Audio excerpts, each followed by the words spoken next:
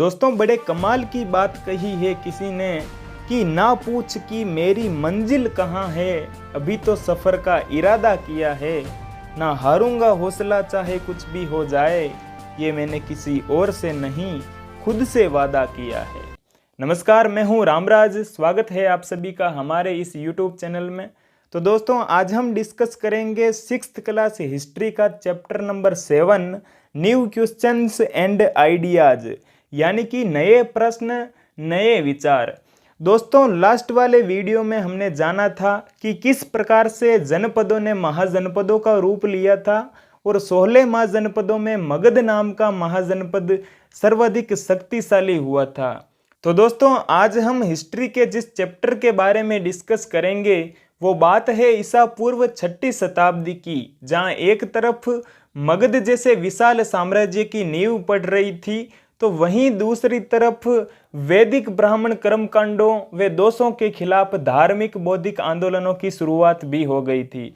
उस समय बहुत से संप्रदाय अस्तित्व के अंदर आए थे, लेकिन जिनमें से बौद्ध धर्म और जैन धर्म सर्वाधिक प्रसिद्ध हुए थे। तो आज के इस चैप्टर में हम डिस्कस करेंगे बुद्धिज्म यानी कि बौद्ध धर्म के बारे में। उसके बाद हम जानेंगे उपनिषदों के बारे में, साथ ही हम डिस्कस करेंगे जैनिज्म यानी कि जैन धर्म के बारे में, और इस चैप्टर के एंड में हम डिस्कस करेंगे आश्रम व्यवस्था के बारे में। तो चलिए शुरू करते हैं आज के हमारे इस चैप्टर को। और सबसे पहली हेडिंग हमारे आ रही है बौद्ध धर्म। तो सबसे पहले बताया जा रहा है कि बौद्ध धर्म के संस्थापक गौतम बुद्ध थे और गौतम बुद्ध के बचपन का नाम था सिद्धार्थ।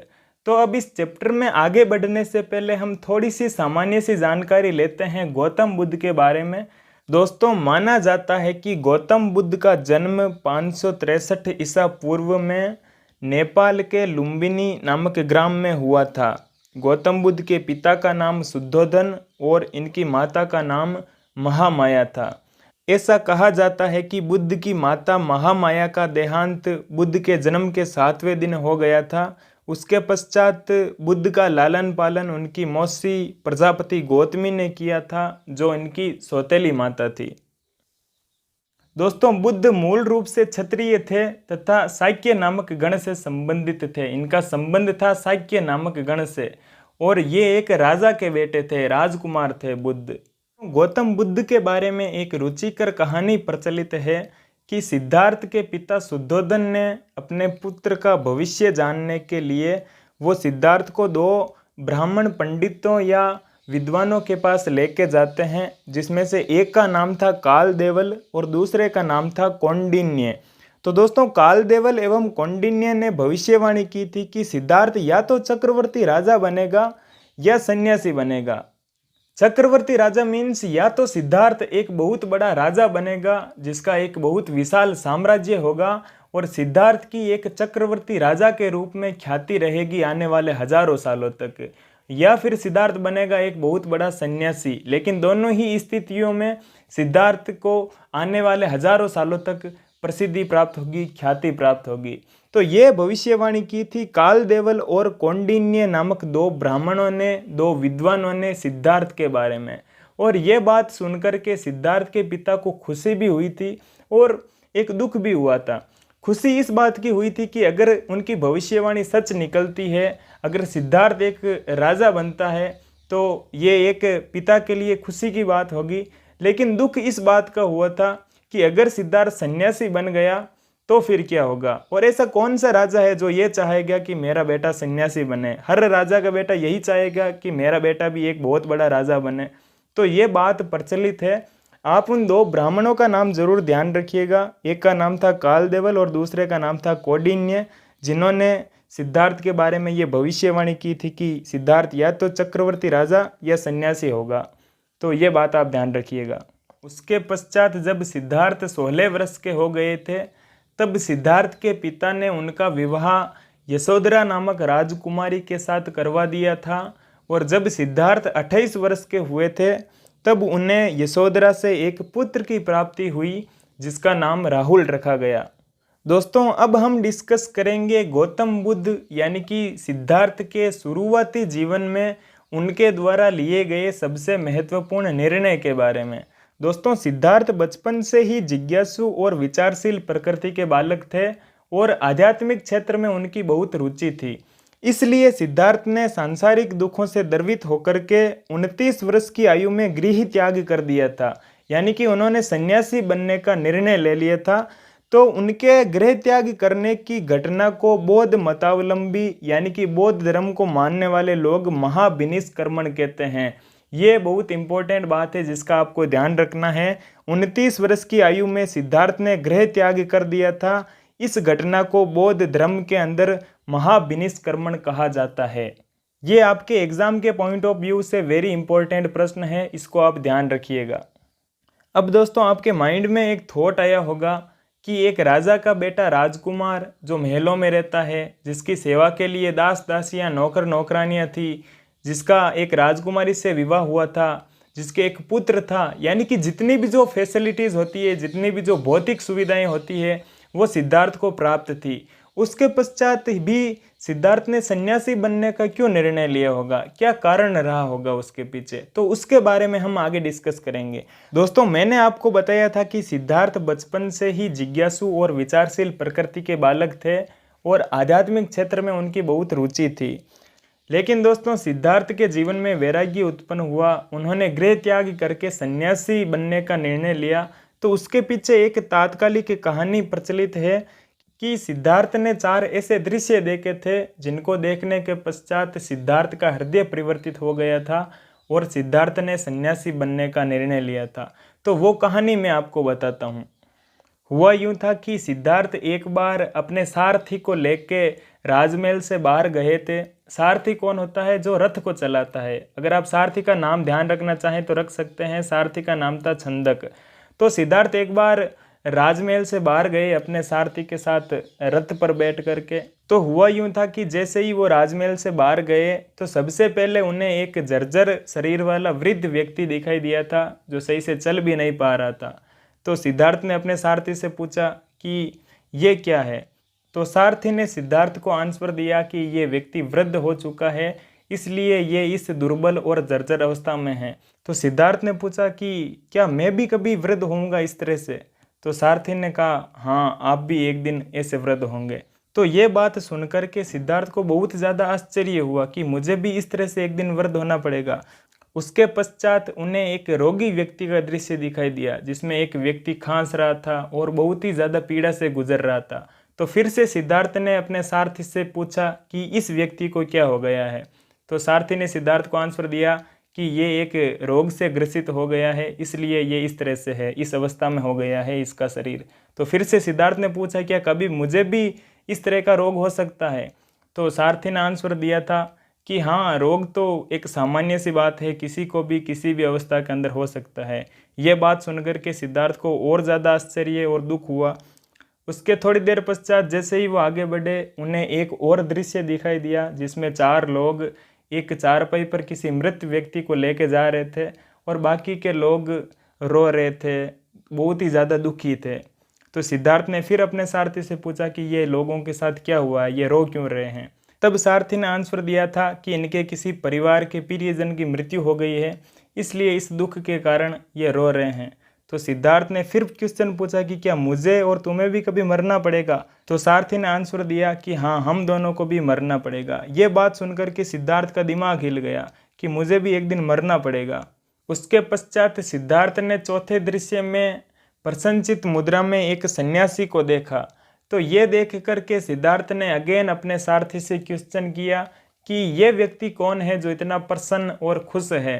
तो सारथी ने आंसर दिया कि ये एक सन्यासी है जिसने अपना घर परिवार सब कुछ त्याग दिया है और इस सांसारिक जगत से अब इसका कोई संबंध नहीं है, ये ईश्वर की भक्ति में लीन है। तो इस तरह से सिद्धार्थ ने कर्म से 4 दृश्य देखे। सबसे पहले जर्जर शरीर वाला वृद्ध व्यक्ति, उसके पश्चात रोगी व्यक्ति, उसके पश्चात मृत व्यक्ति और अंत में देखा एक प्रसन्नचित्त मुद्रा में सन्यासी को। इन 4 दृश्यों को देखने के पश्चात सिद्धार्थ का हृदय परिवर्तित हो गया था और सिद्धार्थ के जीवन में वैराग्य उत्पन्न हुआ और सिद्धार्थ ने गृह त्याग करने का निर्णय लिया, सन्यासी बनने का निर्णय लिया था। तो उसके पीछे ये घटना सबसे महत्वपूर्ण है। इसलिए सिद्धार्थ ने 29 वर्ष की आयु में गृह त्याग कर दिया, जिस घटना को महाविनिष्क्रमण कहा जाता है। दोस्तों, गृह त्याग करने के पश्चात गौतम बुद्ध ने बहुत सी जगहों का भ्रमण किया। तत्कालीन समय में जिन विद्वानों की, जिन पंडितों की आध्यात्मिक क्षेत्र में रुचि थी, उनके साथ लंबी चर्चाएं और वार्तालाप किया। गौतम बुद्ध के दिमाग में जीवन के बारे में, आत्मा के बारे में, ईश्वर के बारे में, मृत्यु के बारे में बहुत सारे प्रश्न थे। तो उन प्रश्नों को खोजने के लिए गौतम बुद्ध ने बहुत सारी चर्चाएं की थी। इसके अलावा गौतम बुद्ध ने तप, ध्यान, तपस्या, साधना, इन पर भी फोकस किया। लेकिन उसके पश्चात भी गौतम बुद्ध को संतुष्टि नहीं मिल पा रही थी, अपने प्रश्नों का आंसर नहीं मिल पा रहा था। इसके पश्चात गौतम बुद्ध ने बोध गया में, ये बोध गया बिहार में पड़ता है, इस बोध गया में एक पीपल के वृक्ष के नीचे तपस्या की थी। अंततः इन्हें ज्ञान प्राप्त हुआ। इसके पश्चात से वे बुद्ध के नाम से प्रसिद्ध हुए। इस बात को आप ध्यान रखिएगा। इनके बचपन का नाम सिद्धार्थ था, लेकिन जब सिद्धार्थ को तपस्या करने के पश्चात ज्ञान की प्राप्ति हो गई थी, तब उन्हें ज्ञान प्राप्ति के पश्चात बुद्ध के नाम से जाना गया। तब ये बुद्ध के नाम से प्रसिद्ध हुए थे। और उन्हें ज्ञान कहाँ प्राप्त हुआ था? बिहार में एक जगह है जिसका नाम है बोध गया। इस बोध गया में पीपल के वृक्ष के नीचे उन्हें ज्ञान की प्राप्त हुई थी। अब सिद्धार्थ के दिमाग में जितने भी जो प्रश्न थे, उन सभी प्रश्नों का आंसर प्राप्त हो गया था सिद्धार्थ को एक तपस्या करने के पश्चात। और सिद्धार्थ को जो ये ज्ञान प्राप्त हुआ था, इस ज्ञान प्राप्ति की घटना को बौद्ध धर्म के अंदर संबोधि के नाम से जाना जाता है। इस बात का आप ध्यान रखिएगा। अब बुद्ध को ज्ञान की प्राप्ति हो गई थी। अब वे अपने ज्ञान को लोगों के साथ साझा करना चाहते थे, लोगों के साथ शेयर करना चाहते थे, ताकि उनकी ज़िंदगी के अंदर भी बदलाव आ सके। इसलिए बुद्ध ने बहुत सारे उपदेश दिए थे। गौतम बुद्ध ने अपना प्रथम उपदेश सारनाथ में दिया था और बुद्ध ने जन सामान्य को शिक्षा प्राकृत भाषा में दी थी। ये प्राकृत स्थानीय भाषा थी और प्राकृत भाषा में उपदेश इसलिए दिए थे ताकि एक सामान्य व्यक्ति, एक अनपढ़ व्यक्ति भी उनकी बातों को समझ सके। इसलिए बहुत ही सरल भाषा में अपनी बात को लोगों को समझाने के लिए, लोगों तक अपनी बात पहुंचाने के लिए बुद्ध ने प्राकृत भाषा के अंदर अपने उपदेश दिए थे। इसके पश्चात आगे बताया जा रहा है कि गौतम बुद्ध ने जीवन में दुख का मूल कारण तृष्णा को बताया है। तृष्णा यानी कि किसी भी चीज़ को पाने की बहुत ज़्यादा तीव्र इच्छा, बहुत ज़्यादा लालसा, उसको तृष्णा का नाम दिया गया है।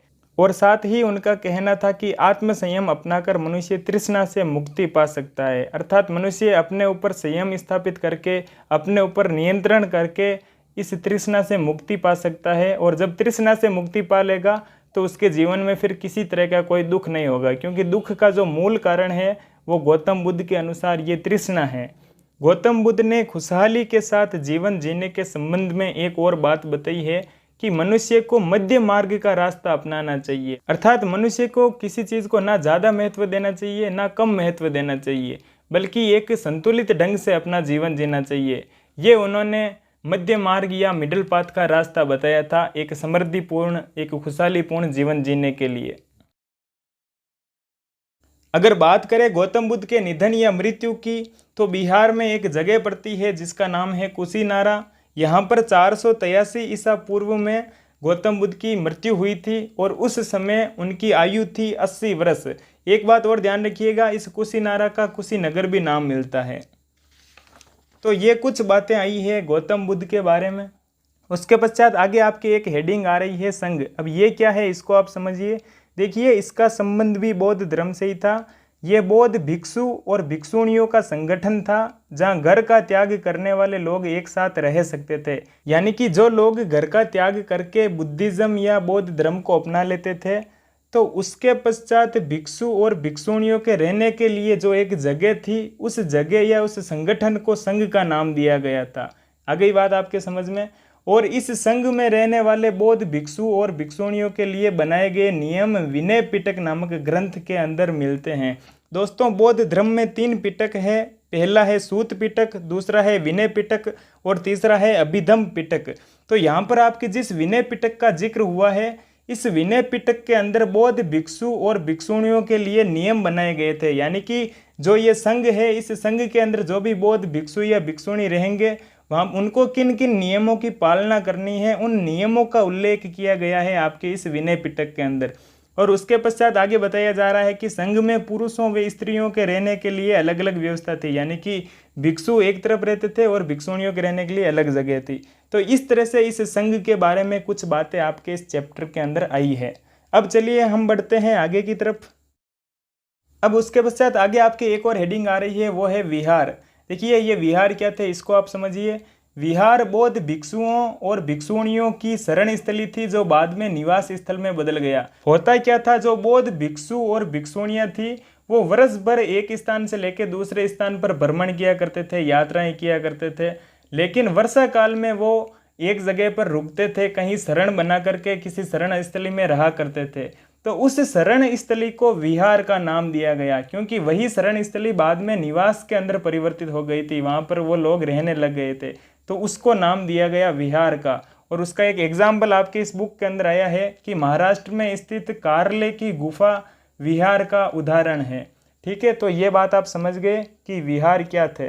तो इस तरह से अभी तक हमने बौद्ध धर्म से रिलेटेड जो कुछ बातें आई है आपके इस चैप्टर में, उन सब का हमने डिस्कस किया है। उसके पश्चात आपके आगे एक और नई हेडिंग आ रही है, वो है उपनिषद। अब ये उपनिषद क्या है इसको आप समझिए।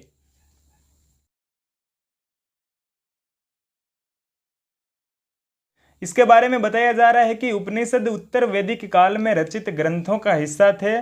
उपनिषद का शाब्दिक अर्थ है गुरु के समीप बैठना। दोस्तों लास्ट वाले वीडियो में हमने उत्तर वैदिक ग्रंथों के बारे में चर्चा की थी, तो उन्हीं उत्तर वैदिक ग्रंथों का हिस्सा थे ये उपनिषद, और इस उपनिषद का शाब्दिक अर्थ होता है गुरु के समीप बैठना। अगर इन उपनिषदों को हम सरल सी भाषा में डिफाइन करना चाहें तो हम कह सकते हैं कि ऐसा ज्ञान जो शिष्य गुरु के समीप बैठकर केवल सुनकर ही सीखता था, कालांतर में उसी ज्ञान को लिपिबद्ध कर दिया गया, जिसे उपनिषद कहते हैं। कालांतर यानी कि थोड़े से समय बीतने के पश्चात। होता क्या था, प्राचीन समय में गुरु शिष्य परंपरा थी, तो गुरु के समीप शिष्य बैठते थे, गुरु बोलता था और शिष्य श्रवण किया करते थे, सुनते थे और सुनकर के ज्ञान को सीखा करते थे। अब वो ज्ञान जो गुरु से शिष्य ने सीखा था, वो ज्ञान पीढ़ी दर पीढ़ी आगे बढ़ता गया, और जो सीखा हुआ ज्ञान था उस ज्ञान को समय बीतने के पश्चात पुस्तकों के अंदर लिपिबद्ध कर दिया गया, यानी कि लिख दिया गया। तो उस लिखे हुए ज्ञान को उपनिषदों का नाम दिया गया। अगर बात करें इन उपनिषदों की संख्या की, तो संख्या में कुल 108 उपनिषद माने जाते हैं, जिनके अंदर प्रमुख उपनिषदों में इस, केन, कठ, प्रश्न, मुंडक, मांडुक्य, ऐतरेय, तैत्तिरीय, छांदोग्य, ये कुछ उपनिषदों के नाम हैं। अब आपको ये नाम याद करने में कठिन लग रहे होंगे, तो अभी आप इनको याद मत कीजिए, मैंने बस आपको जस्ट एग्जाम्पल दिए हैं, क्योंकि ज़्यादा डीपली आपके इस चैप्टर के अंदर उपनिषदों के बारे में कुछ बताया ही नहीं है। मेरा पर्पज ये है कि आपको बस समझाना है कि ये उपनिषद ग्रंथ क्या थे, तो आप समझ गए, मैंने आपको बता दिया। अब मैं आपको बता दूं कि इन उपनिषदों के अंदर था क्या। तो इन उपनिषदों के अंदर बहुत ही गूढ़ या सूक्ष्म तरह के जो प्रश्न होते हैं उनके बारे में लिखा गया है। फॉर एग्जाम्पल बताऊं तो इनमें बताया गया है कि आत्मा क्या है, ईश्वर क्या है, क्या ईश्वर एक है या बहुत सारे हैं, मृत्यु क्यों होती है, मृत्यु के पश्चात क्या होता है। तो इस तरह के जो प्रश्न होते हैं उन पर अलग अलग जो विद्वान लोग थे, अलग अलग जो इस आध्यात्मिक क्षेत्र से संबंध रखते थे, तो उन्होंने अपने विचार इन उपनिषदों के अंदर व्यक्त किए हैं। और बहुत से उपनिषद डायलॉग के फॉर्मेट में हैं, अर्थात एक व्यक्ति बात कर रहा है, फिर दूसरा उसका वापस रिप्लाई दे रहा है, फिर वापस एक और कुछ बोल रहा है, फिर वो उसका वापस प्रत्युत्तर दे रहा है। तो इस फॉर्मेट में इन उपनिषदों को लिखा गया है। इन उपनिषदों के अंदर बहुत से अलग अलग कहानियाँ हैं। तो ये है आपके उपनिषद, और अभी के लिए बस आपको इतना ही ध्यान रखना है जो मैंने आपको बताया है। अब हम डिस्कस करेंगे आपके इस चैप्टर में आए दूसरे सबसे इम्पोर्टेंट टॉपिक जैन धर्म के बारे में। तो सबसे पहले बताया जा रहा है कि जैन शब्द जिन शब्द से निकला है, जिसका अर्थ होता है विजेता। विजेता यानी कि जो किसी चीज को जीत लेता है। अब जीतता किसको है? जो व्यक्ति अपनी इंद्रियों को जीत लेता है उसको बोला जाता है जैन। यानी कि जिस व्यक्ति ने अपने इंद्रियों को जीत लिया है, अपने आप को नियंत्रित कर लिया है, अपनी इंद्रियों को संयम में रख लिया है, वो व्यक्ति कहलाएगा जैन। तो ये बात आई है आपके इस जैन शब्द की उत्पत्ति के बारे में। अब दोस्तों जैन धर्म के अंदर एक और महत्वपूर्ण शब्द है, वो है तीर्थंकर। अब ये तीर्थंकर क्या है इसको आप समझिए। देखिए, जैन परंपरा के अनुसार जैन धर्म में कुल 24 तीर्थंकर हुए थे, जिनमें जो सबसे पहले तीर्थंकर थे उनका नाम था ऋषभदेव, और इन ऋषभदेव को आदिनाथ भी कहा जाता है, और इन्हीं ऋषभदेव को इन जैन धर्म का संस्थापक माना जाता है। ठीक है, ये बात आप समझ गए। अब हम समझते हैं कि ये तीर्थंकर क्या है। देखिए दोस्तों, जैन धर्म के जो प्रवर्तक या महात्मा लोग हैं उनको तीर्थंकर बोला जाता है, अर्थात जिन लोगों ने भक्ति के द्वारा, तपस्या के द्वारा भवसागर को पार कर लिया है, वो लोग कहलाते हैं तीर्थंकर। और जैन धर्म में कुल कितने तीर्थंकर हुए, मैंने अभी आपको बताया 24 तीर्थंकर हुए थे। पहले तीर्थंकर थे, उनका नाम था ऋषभदेव, जिनको आदिनाथ भी कहते हैं। उसके पश्चात आगे आपके बताया जा रहा है कि जैन धर्म के 24वें तथा अंतिम तीर्थंकर वर्धमान महावीर थे। अब आपके आगे का जो चैप्टर आएगा वो पूरा वर्धमान महावीर के बारे में आएगा। तो सबसे पहले वर्धमान महावीर के जीवन परिचय के संबंध में कुछ सामान्य सी बातों का हम डिस्कस करते हैं। पहली बात तो ये कि वर्धमान महावीर को जैन धर्म का वास्तविक संस्थापक माना जाता है। जैन धर्म के संस्थापक तो आपके ऋषभदेव थे, लेकिन जैन धर्म के वास्तविक संस्थापक वर्धमान महावीर को माना जाता है। इस बात का आप ध्यान रखिएगा। अगर बात करें वर्धमान महावीर के जन्म के बारे में, तो इनका जन्म 599 ईसा पूर्व में वैशाली के कुंडग्राम नामक स्थान पर हुआ था। वर्धमान महावीर के पिता का नाम सिद्धार्थ और माता का नाम त्रिशला था, और इनकी पत्नी का नाम था यशोदा। तो ये कुछ सामान्य सी बातें आई है आपके वर्धमान महावीर के बारे में। उसके पश्चात आगे बताया जा रहा है कि महावीर का संबंध वज्जी संघ के लिच्छवी कुल के एक क्षत्रिय वंश से था। बुद्ध की तरह महावीर का संबंध भी क्षत्रिय वंश से था। ये भी एक राजकुमार थे, एक राजा के बेटे थे। उसके पश्चात आगे बताया जा रहा है कि महावीर ने 30 वर्ष की आयु में गृह त्याग कर दिया। इसके पश्चात इन्होंने 12 वर्ष तक वन में कठिन और एकाकी जीवन व्यतीत करने के बाद महावीर को ज्ञान प्राप्त हुआ था, और ज्ञान प्राप्ति होने के पश्चात महावीर ने अपनी शिक्षा प्राकृत भाषा में दी।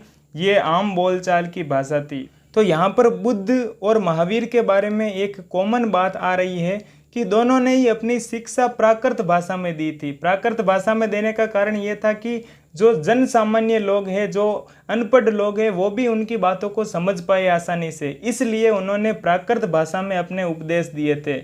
उसके बाद अगले वाले तथ्य में बताया जा रहा है कि वर्तमान रूप में उपलब्ध जैन धर्म की शिक्षाएं लगभग 1500 वर्ष पूर्व गुजरात में वल्लभी नामक स्थान पर लिखी गई थी। यानी कि जैन धर्म से रिलेटेड हमें जो भी वर्तमान में पुस्तकें या ग्रंथ हमें प्राप्त होते हैं, तो उन ग्रंथों को आज से लगभग 1500 वर्ष पूर्व गुजरात में एक जगह है जिसका नाम है वल्लभी। वहाँ पर जैन धर्म के अनुयायियों के द्वारा या जैन धर्म के जो प्रखंड पंडित थे उनके द्वारा इन शिक्षाओं को संकलित किया गया था इस गुजरात के वल्लभी नामक स्थान पर। अगर बात करें महावीर स्वामी के निधन या मृत्यु की, तो बिहार में एक जगह है जिसका नाम है पावापुरी। वहाँ पर 527 ईसा पूर्व में 72 वर्ष की आयु में महावीर स्वामी की मृत्यु हुई थी। अब हम बढ़ते हैं आगे की तरफ। तो दोस्तों, आपके इस चैप्टर में जैन धर्म के संबंध में जो बातें आई है उनका हम डिस्कस कर चुके हैं। अगर हम बात करें बौद्ध धर्म और जैन धर्म की पॉपुलैरिटी के बारे में, तो बौद्ध धर्म को अपनाने वाले लोगों की संख्या ज़्यादा थी। बौद्ध धर्म का भारत से बाहर भी बहुत से विदेशों के अंदर प्रचलन हुआ था, और उसके पीछे वजह यह थी कि बौद्ध धर्म के जो नियम थे वो जैन धर्म की अपेक्षा अपनाने में ईजी थे। और दूसरा कारण ये था कि जितने भी जो तत्कालीन समय में महत्वपूर्ण शासक हुए थे, उन सब ने बौद्ध धर्म के प्रचार के लिए अपना योगदान दिया था। इसलिए जैन धर्म की अपेक्षा बौद्ध धर्म ज़्यादा प्रसिद्ध हुआ था इतिहास के अंदर। अब दोस्तों, आपके इस चैप्टर में एक और टॉपिक आया है आश्रम व्यवस्था। ये क्या है इसके बारे में हम जानते हैं। तो बताया जा रहा है कि आश्रम व्यवस्था के अंतर्गत निम्न 4 आश्रमों की व्यवस्था की गई थी। नंबर 1 पर है ब्रह्मचर्य, दूसरा है गृहस्थ आश्रम, तीसरा है वानप्रस्थ आश्रम और चौथा है संन्यास आश्रम। तो इन चारों के बारे में हम थोड़ा थोड़ा जान लेते हैं। देखिए दोस्तों, सबसे पहले जो ब्रह्मचर्य आश्रम आया है, इसका कालक्रम माना जाता है जन्म से लेकर के 25 वर्ष तक की आयु होने तक किसी व्यक्ति को ब्रह्मचर्य आश्रम की पालना करनी होती है। इस दौरान मनुष्य को वेदों का अध्ययन करवाया जाता है, मनुष्य शिक्षा ग्रहण करता है। तो ये जो संपूर्ण कार्य है ये ब्रह्मचर्य आश्रम के अंदर सम्मिलित किया गया है। उसके पश्चात जो दूसरा आश्रम आता है गृहस्थ आश्रम, इसकी आयु मानी गई है 26 वर्ष से लेकर के 50 वर्ष तक। इस दौरान मनुष्य का विवाह होता है, मनुष्य गृहस्थ जीवन जीता है और गृहस्थी जीवन में उसके जो कर्तव्य होते हैं उन सब की पालना करता है मनुष्य इस गृहस्थ आश्रम के अंदर। उसके पश्चात तीसरा आश्रम आता है वानप्रस्थ आश्रम और इसकी आयु मानी जाती है 51 वर्ष से लेकर के 75 वर्ष। इस दौरान का जो काल होता है मनुष्य का वो इस वानप्रस्थ आश्रम में सम्मिलित किया जाता है।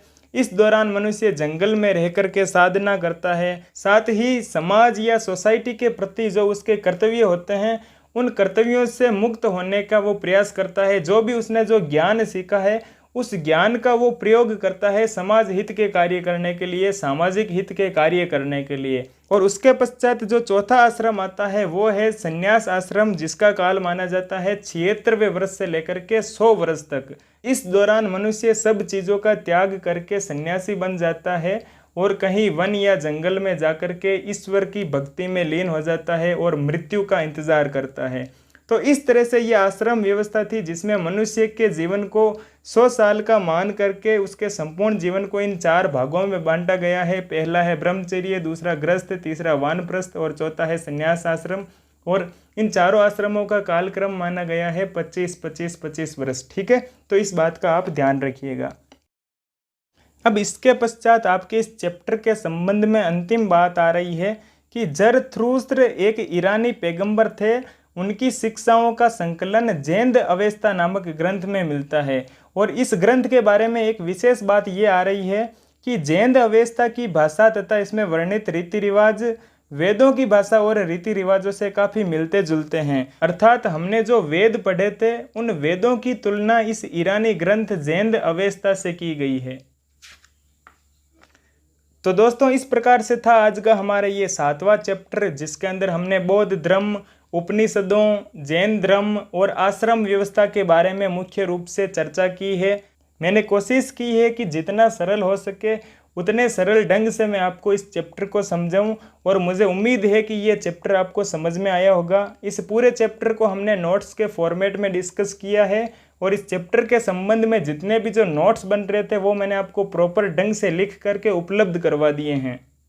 अगर आप नोट्स लिखने में अपना टाइम वेस्ट नहीं करना चाहते हैं तो इस बुक के सभी चैप्टर्स के प्रॉपर ढंग से लिखे हुए हैंड रिटन नोट्स की PDF भी आप डिस्क्रिप्शन में दी गई लिंक के थ्रू ले सकते हैं और PDF फॉर्मेट में नोट्स पढ़कर नियमित रूप से आप अपना रिवीजन कर सकते हैं। तो दोस्तों, ये वीडियो अगर आपको अच्छा लगा तो आप इसको लाइक और शेयर कीजिए और मेरे द्वारा जो ये छोटा सा प्रयास किया जा रहा है ये आपको पसंद आया है तो आप कमेंट बॉक्स के अंदर कमेंट भी ज़रूर कीजिए। मैं लगता हूँ अगले वीडियो की तैयारी में, तब तक के लिए धन्यवाद।